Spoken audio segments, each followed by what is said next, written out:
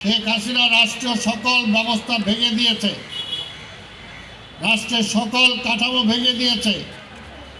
সমাজের রন্ধ্রে রন্ধ্রে দুর্নীতি, স্বজনপ্রীতি আজকে ঢুকে গিয়েছে। আজকে স্বৈরাচার দোসররা সব কিছু নিয়ন্ত্রণ করছে, সব কিছু দলীয়করণ হয়ে গেছে।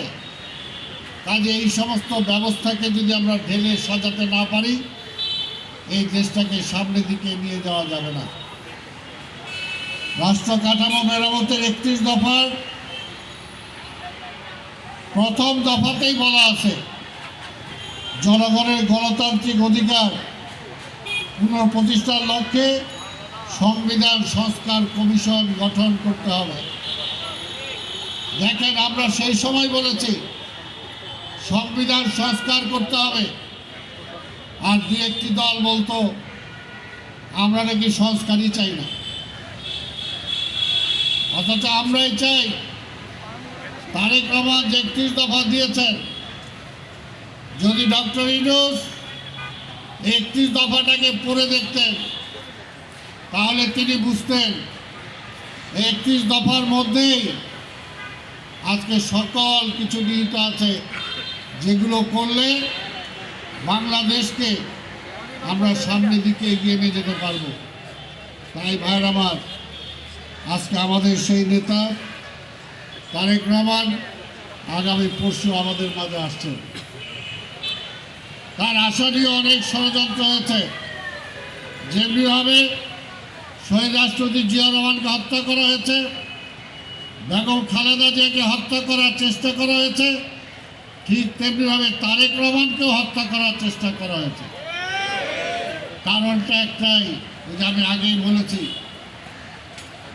তারা চায় না এই দেশের জাতীয়তাবাদী শক্তি কোনো নেতা জীবিত থাকুক, নেতৃত্ব দেখ, তারা সেটা চায় না। তারা চায় জাতীয়তাবাদী শক্তি নেতৃত্বহীন হয়ে পড়ুক। তাই ভাইয়ের আমার, তারেক রহমানকে মেরে ফেলার ষড়যন্ত্র করা হয়েছে। সেই নেতা আজকে দেশে ফিরে আসছেন। আমরা জানি আগামী পরশুদিন শুধু ঢাকা শহর নয়, সারা বাংলাদেশ থেকে, শুধু বিএনপি নয়, সারা দেশের মানুষ বিভিন্নভাবে তাকে অভ্যর্থনা জানানোর জন্য ছুটে আসবে। লক্ষ লক্ষ লোক আজকে বিমানবন্দরের দিকে যাবে।